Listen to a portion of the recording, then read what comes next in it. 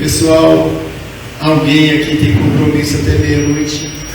Não. Depois da meia-noite? Não. Umazinha da manhã? Não. A gente já ficou muita festa até uma hora dessa. Por que a gente não pode ficar aqui nessa casa de luz? Me ajuda a tirar esse relógio, porque eu estou olhando pela Oi, pessoal, que maravilha! Nós estamos aqui juntos nessa, não só nessa casa de luz, mas nessa cidade de luz, nessa Bambuí querida que a gente veio com prazer, com alegria. E hoje, nessa noite, meu Deus do céu, um tema fantástico, mas fantástico. Então nós vamos juntos poder trabalhar com tranquilidade o tema que nos foi proposto. Vamos falar de Jesus, vamos falar de amor. E aqui eu tenho certeza que falar de amor aqui em Bambuí é chover no molhado. Tenho certeza absoluta que todos amam. Eu vou fazer uma pergunta simplesinha e vocês vão me responder, eu tenho certeza absoluta. Pode levantar o dedo, se quiser. Quem aqui ama mais?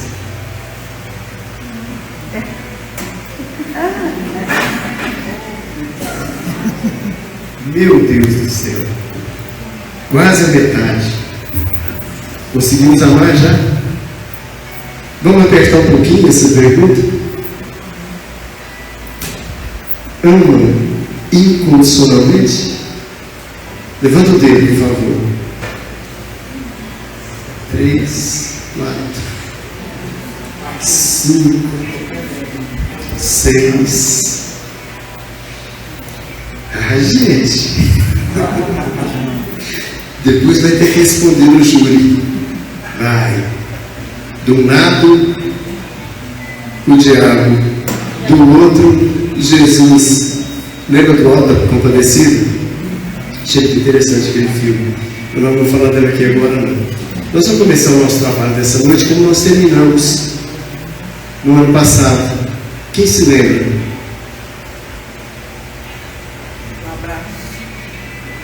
Hã? Abraço? Não vi.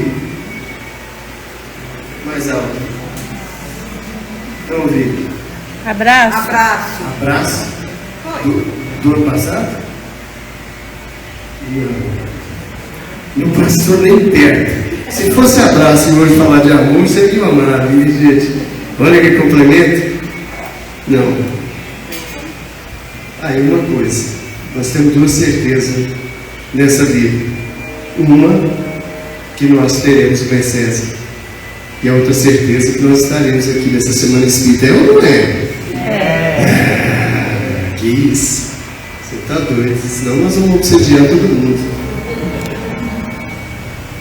Então, pessoal, o tema que nós falamos no ano passado, nós falamos sobre Pedro. E nós terminamos Pedro dizendo assim: amas-me. Interessante. E nós vamos lembrar de Pedro quase lá na crucificação, quando nós falamos assim de que Pedro foi dito por Jesus: tu me negarás por 3 vezes antes que o galo cante. E depois da crucificação ele vai se encontrar Jesus, se mostra a eles. Então Jesus disse para Pedro: Pedro, amas-me? E é interessante. Qual a facilidade que nós temos de dizer eu te amo? Quantas vezes nós dizemos ao outro eu te amo? E nem pensamos. Mas é uma coisa tão interessante e tão sincera quando nós falamos: é verdade? Amas-me? E quantas vezes nós passamos por determinadas situações? Quantas vezes nós temos que reafirmar isso? Por isso, passado um tempo da conversa, Jesus olha de novo para Pedro e diz: Pedro, tu me amas? Pedro disse: sim, Senhor, eu amo com todas as forças. Tem uma música tocando ainda, nós cantando. É, beleza, vamos continuar,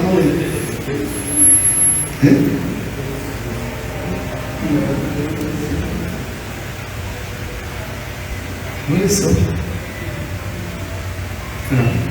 Onde que é?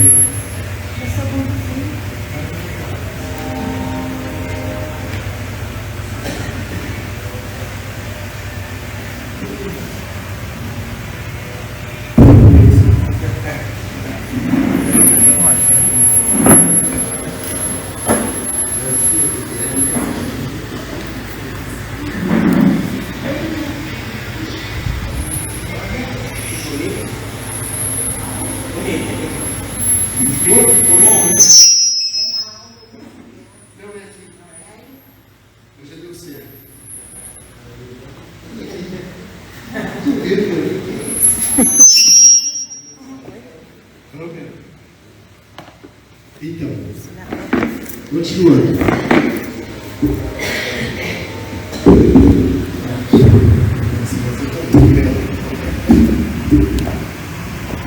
Mas continuando a conversa, Jesus olha de novo para Pedro e diz: Pedro, amas-me? Pedro disse: sim, Senhor.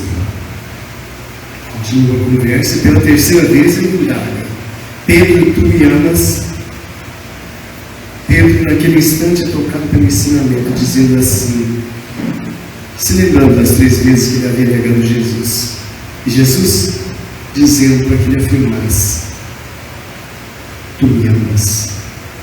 Ele então, de um gesto triste, diz: sim, Senhor, tu me amas.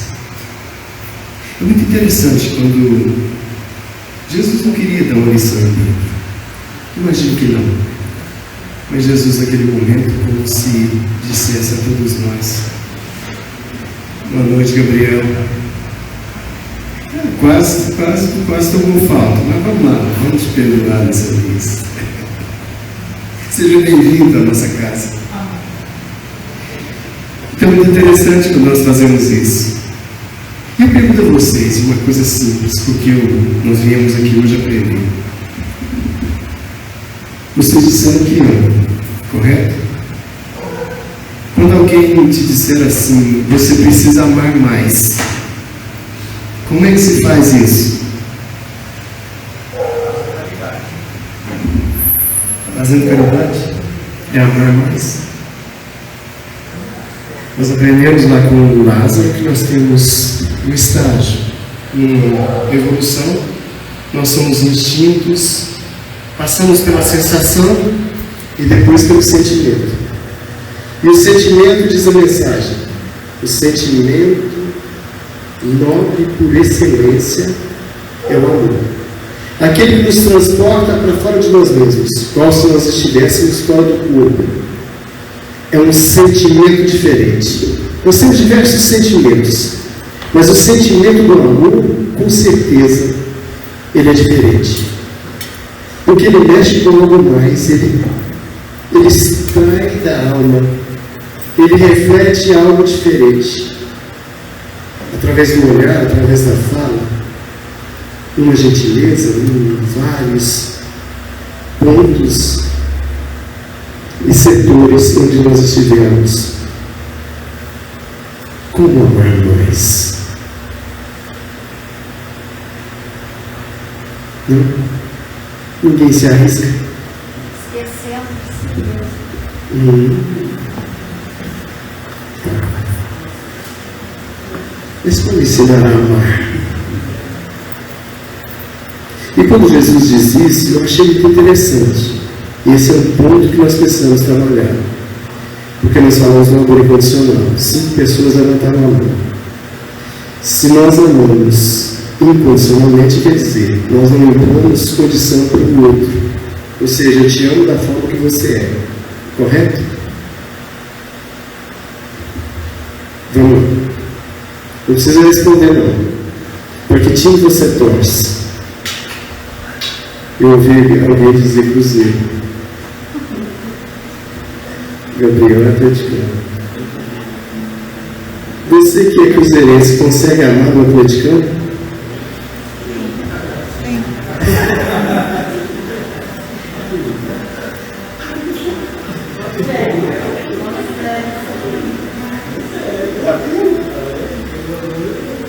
Consegue, não consegue? É. Olhando para o outro e falando assim, nossa, você é chato demais, mas eu te amo. Consegue? Está vendo como são os entraves da vida? Quando nós, em outrora, passamos por uma situação assim, muitos passaram, outros não, mas de repente na frente do padre diz assim, eu vou te amar para sempre. E é tão bonito aquele momento, né? Quando um olha para o outro dizendo assim, eu vou te amar para sempre. Até que a morte nos separe. Não é o que diz? Por que esse amor se acaba então? E outra pergunta que eu vou fazer. Existe um amor de casal. Você amou uma vez, você consegue amar outra vez?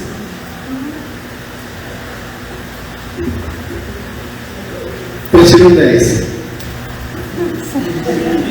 Sim. Claro, isso é possível. Alguém morre. De repente ele consegue e se casa com outra pessoa.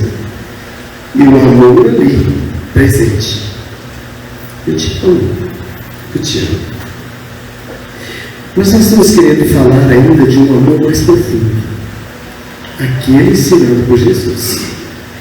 Você consegue amar alguém que você nunca viu? Sim.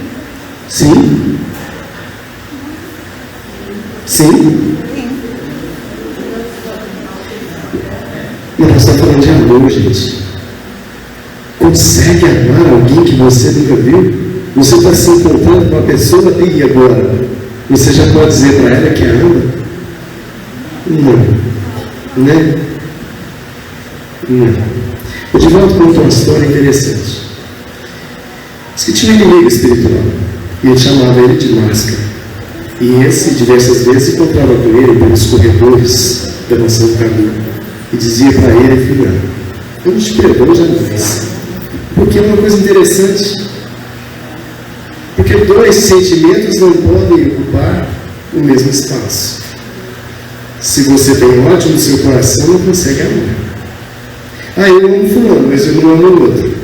Ah, o outro me fez raiva. E a raiva que eu guardo dele, a mágoa que eu guardo dele, impede que eu possa vir a amá-lo, porque me prejudicou. Porque quando eu chego perto dele, dói o coração. O coração bate descompassado, eu não consigo, porque nós temos alguma coisa presa no passado. E assim foi dito. E assim que foi conversado. Eu não vou me perdoar. Pode fazer o que você quiser. E todas as vezes que lhe acontecer algo, fui eu, viu? Lembre-se disso. Fui eu. Mas olha como que são as coisas da vida. Como que são as ciladas que muitas vezes nós caímos e a gente diz, só para o mal? Não. Pode ser também para o bem. Quando as coisas são arranjadas pela espiritualidade, pelo tempo, pelo momento, como se ajeita tudo isso? De repente alguém o chama. Divaldo, tem uma criança que foi deixada lá na porta. Nem cobertor que tem. Deve ter um frio. E ele sai disparado. E de repente o Máscara chega onde você está indo. Vou ali, eu não posso conversar com você agora não. E ele vai lá, pega essa criança negra, traz nos braços, e eles enrolam ela e ele sai para levar aquela possando ser levada para ser tratada, é claro, para a enfermaria. No corredor de novo, Máscara, espera, eu preciso conversar com você.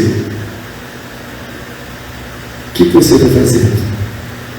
Estou levando essa criança. Veio. E agora eu vou cuidar dela. Você consegue? Claro que sim. Eu não consigo entender isso. Você ama? Ele diz. Ainda não. Olha a sinceridade. Olha que isso é interessante. Você ama? Ainda não. mas vou amá-lo. Isso é o tempo. Olha, isso é interessante demais, gente. Vou amá-lo com todas as forças da minha alma, né, Pedro? Com todas as forças do meu coração, meu Senhor. Tá. Um dia você vai amá-lo? Sim. Se você conseguir amar essa coisa que está nos seus braços, eu vou conseguir lhe perdoar. Porque essa que está nos seus braços é a minha mãe na última encarnação. É muito interessante nós analisarmos esse sentimento. É muito interessante quando Jesus, mesmo sabendo que seria traído por Judas, e esse que se aproxima, e Jesus dizendo a ele: aqui veio, amigo. Ou seja, não faça isso. Aqui veio, amigo. Acontece tudo aquilo. Ele beija sua face, lhe entrega aos verdugos, e esses o levam. Acontece a passagem de Pedro, quando tira, desembainha a espada, lhe corta a orelha do centurião e assim por diante. De novo, aquela coisa que bate lá fora, lá no fundo. Amas, meu filho?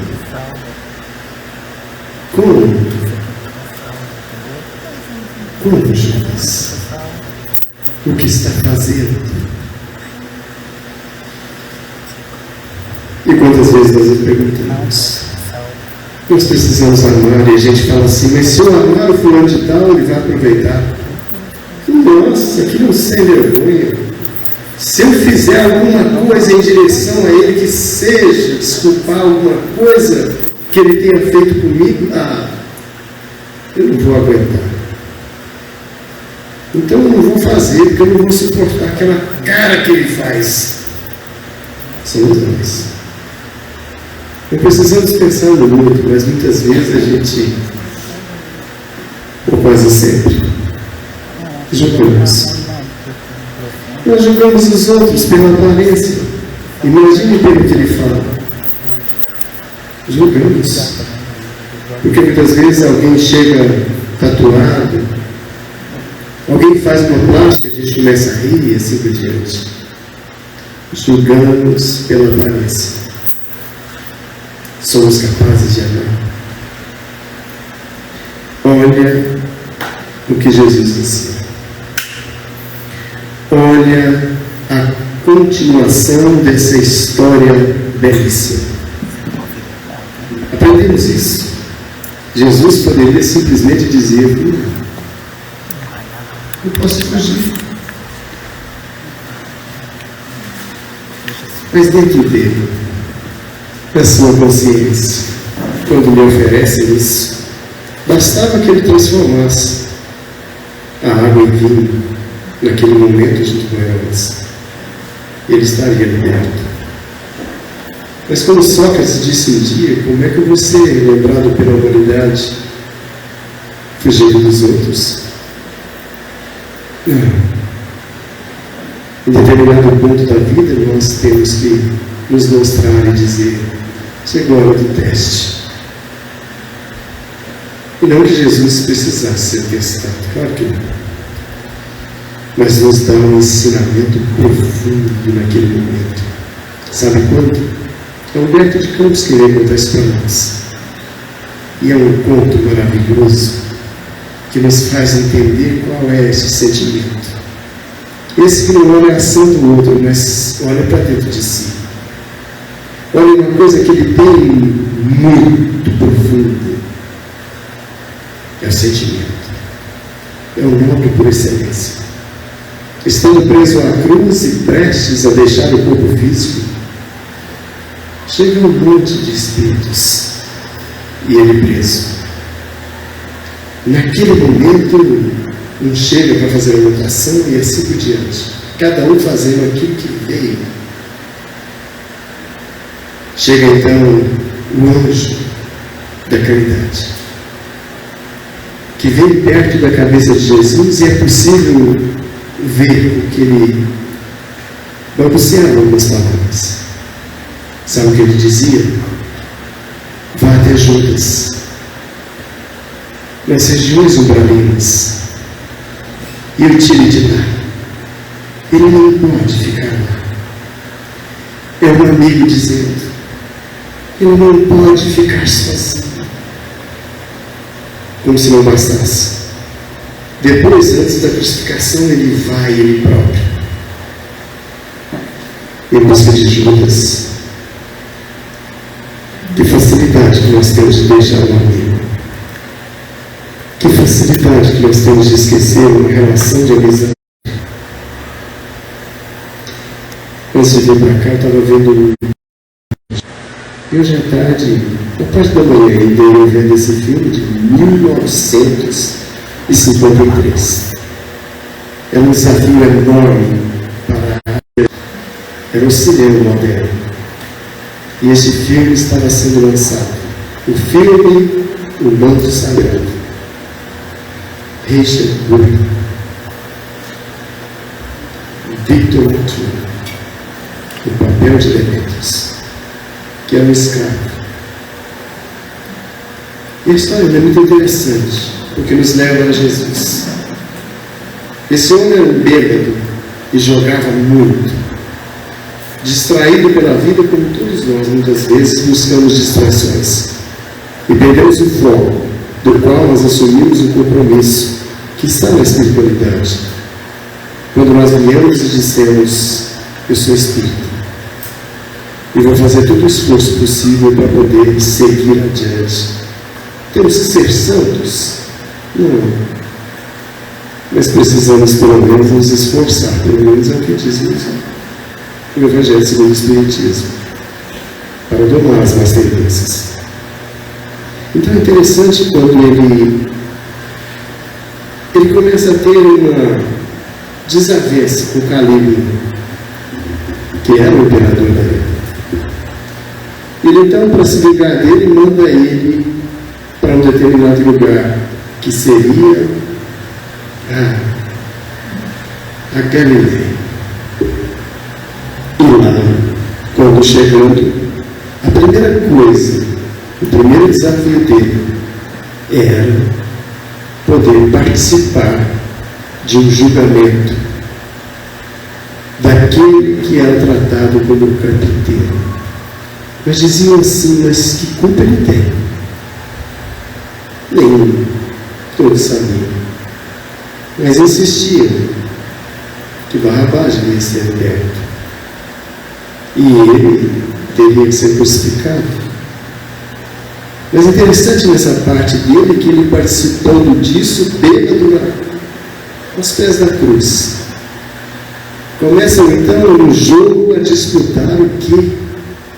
O manto sagrado. O manto de Jesus. Por coincidência, ele ganha aquele manto.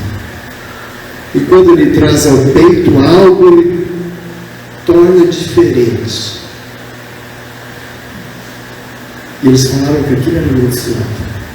Ele fica totalmente perturbado, volta para Roma. E de Roma ele volta de novo, lá para Jerusalém. Para quê? Para descobrir aquilo que lhe fazia tão mal. De repente, ele é tocado por uma força diferente. Algo que até então ele não conhecia. Algo que lhe trazia no ser uma paz que até então não conhecia. Porque conheceu Pedro. E Pedro lhe falava sobre Jesus. O Mestre Jesus. Ele modifica por completo. Se torna outra pessoa. É um filme. Mas eu achei tão interessante, desde criança, a gente assiste esse filme. Desde criança.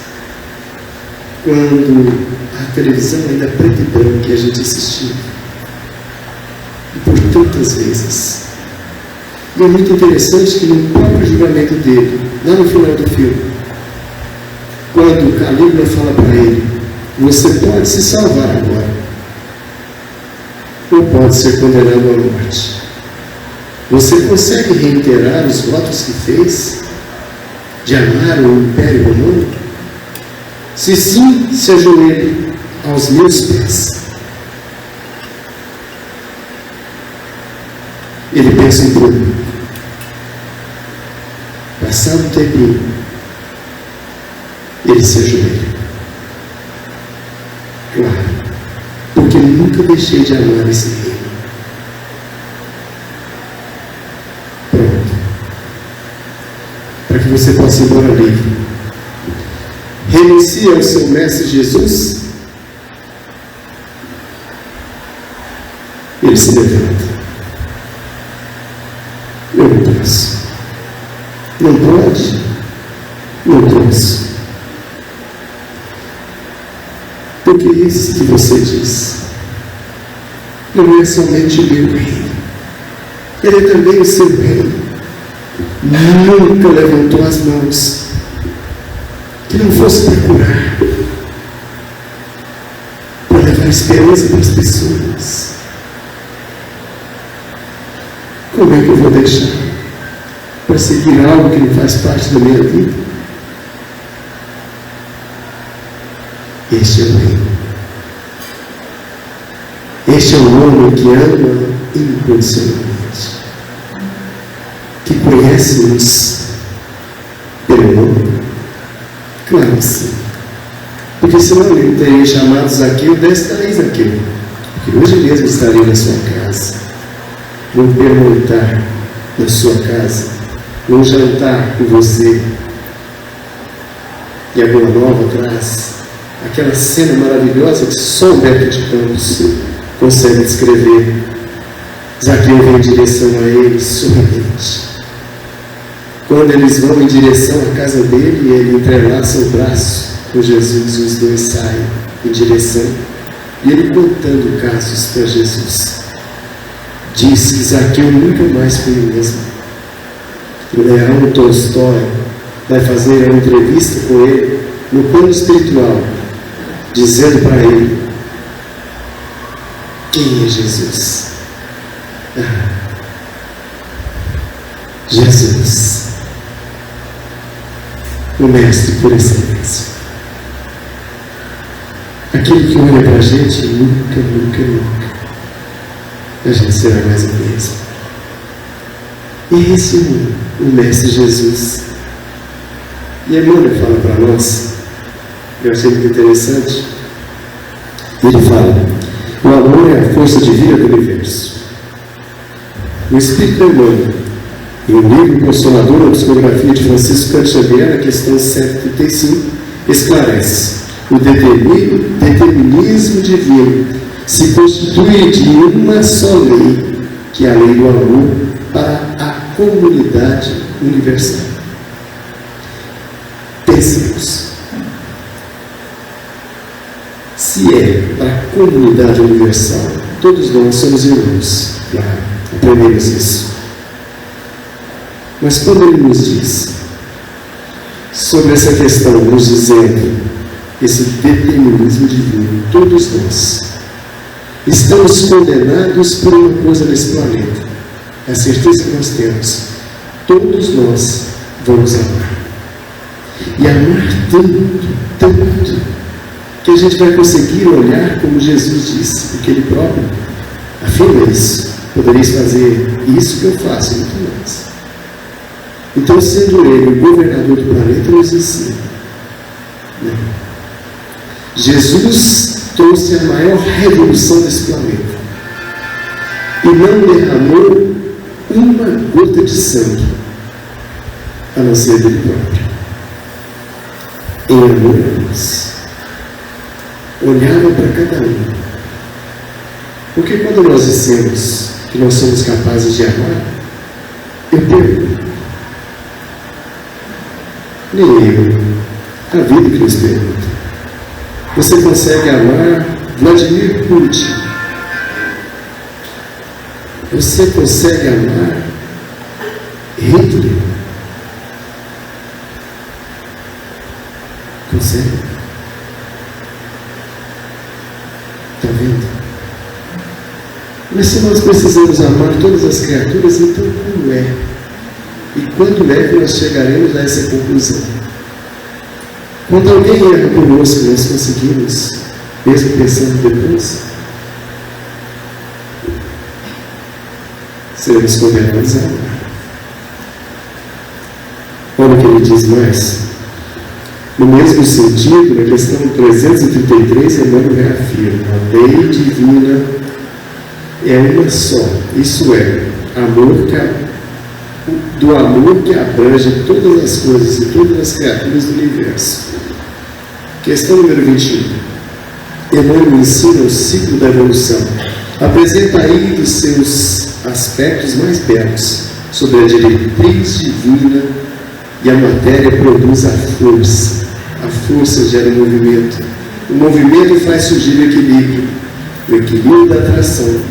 E a atração se transforma em um amor, identificando-se todos os planos da vida da mesma lei, que a unidade estabelecida no universo seja pela sabedoria divina.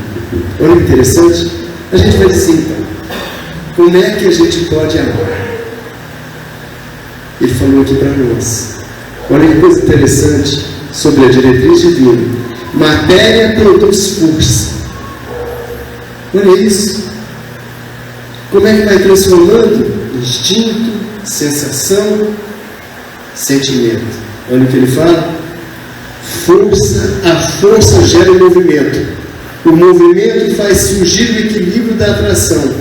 E a atração se transforma em amor. É uma evolução. E isso deverá ser uma constância. Porque precisamos entender dentro de nós. Se nós não adequarmos a essa situação, jamais seremos felizes. Jamais.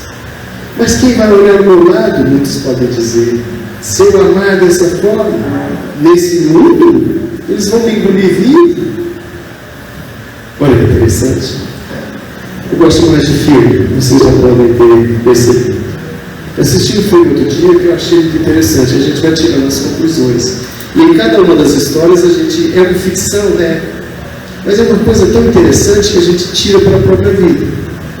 E a gente vai buscando entender sobre esse sentimento. Por isso essa construção. Falava de uma história de um rapaz que havia ido para uma ilha. E nessa ilha, alguém liga para ele dizendo assim: foge daí imediatamente.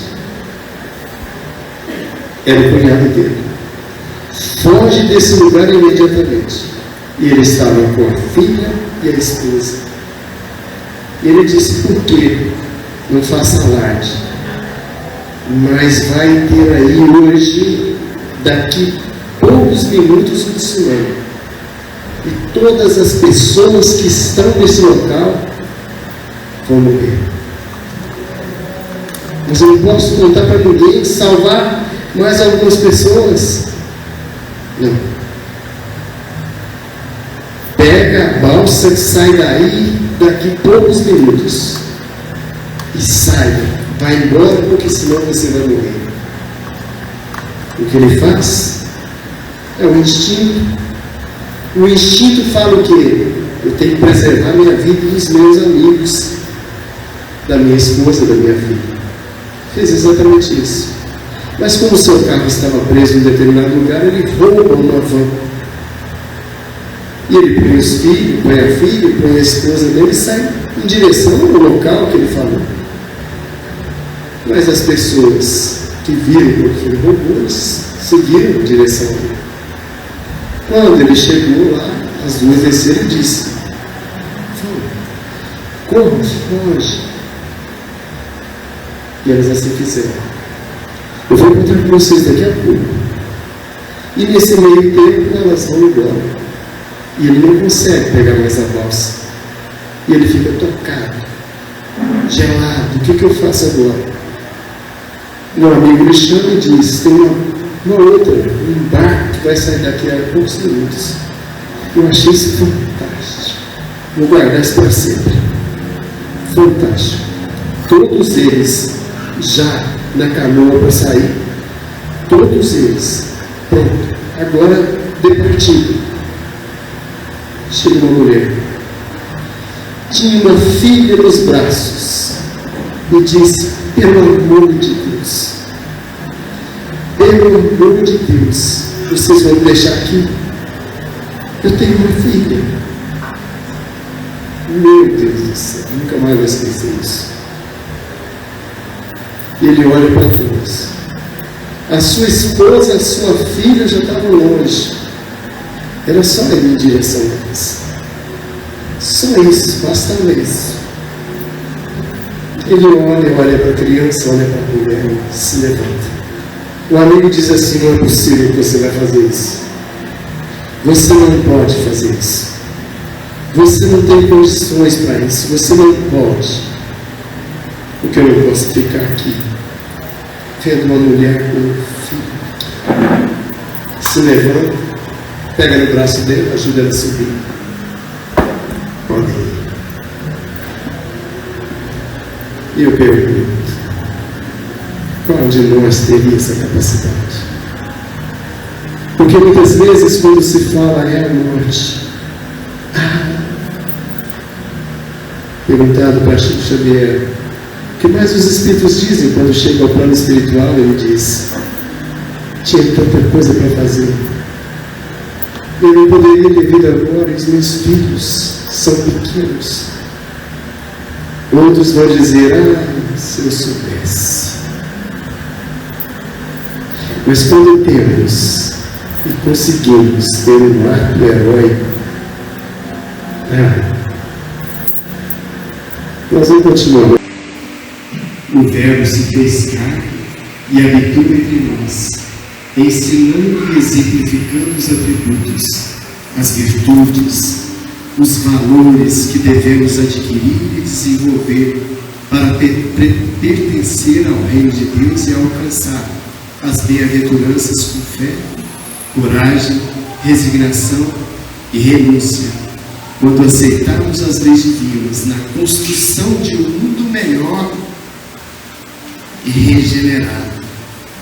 O Cristo, como missionário divino, trouxe a boa nova da lei de amor, a maior do amor. Conversava com um amigo espiritual na reunião de luta esses dias. Perguntei para ele: posso contar a sua história? Ele disse: pode.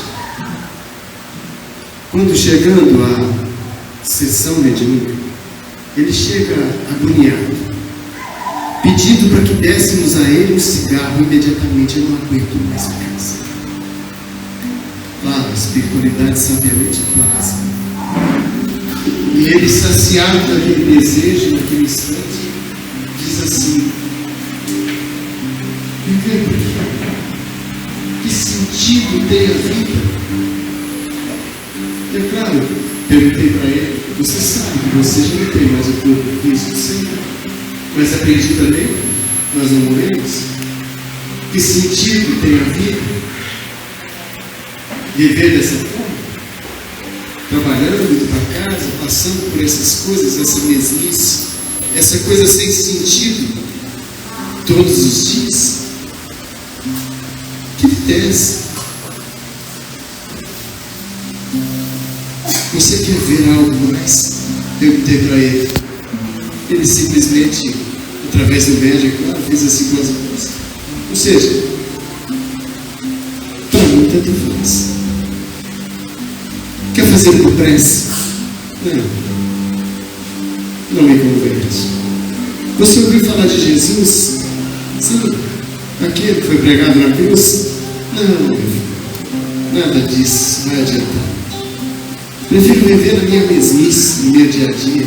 Simples. Isso não adianta. Fala isso para outros. Para mim, não. Você quer fazer uma viagem? Tanto faz. impondo as mãos sobre a cabeça do verde, falando para ele: vamos viajar. Que possamos fazer uma viagem neste momento seguro, tranquilo, segurando nas mãos do nosso Mestre Jesus, esse companheiro incondicional. Vamos neste momento meditar no fundo do nosso alma. O que nós necessitamos, o que podemos fazer. E conversamos algumas coisas e de repente ele começa a chorar.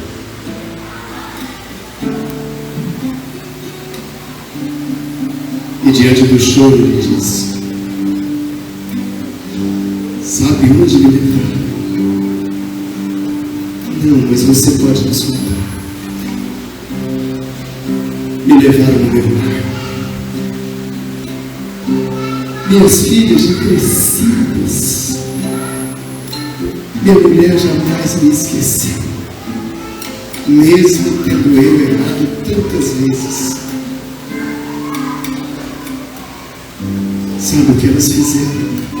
E foi possível que eu presenciasse uma prece por mim. Foi quando uma porta se abriu e quando eu pude observar, era a porta quando me chamaram: por aqui você vai encontrar Jesus. Mas amar sem ter e sem exigir nenhuma mansão ainda está distante. Estamos em Éfeso. Maria, mãe de Jesus, terminava de atender a diversas pessoas que a procuravam, doentes, aleijados e tantos outros.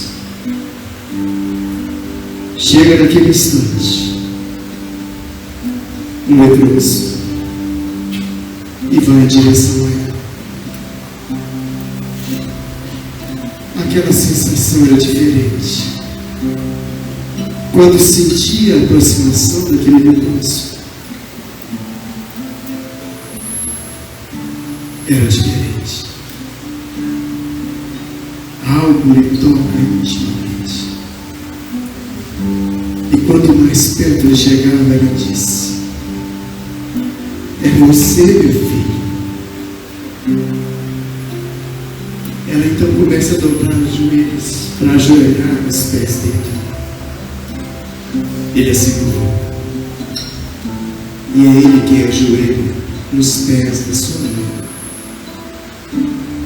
dizendo: meu Pai quer que o reino dos céus seja meu. E ali ela desencarna. Quando Pedro afirma no finalzinho da sua existência: eu não mereço, não posso ser crucificado por um meu mestre, então iremos nos crucificar de cabeça para baixo. Que assim seja, sem se preocupar com a morte e o que viria, apenas que assim seja. Quando então eles o crucificam, começa então a jogar pedras. E antes que aquelas pedras dê final à sua existência, alguém lhe segura a mão. E quando lhe puxa a mão, diz assim: Pedro,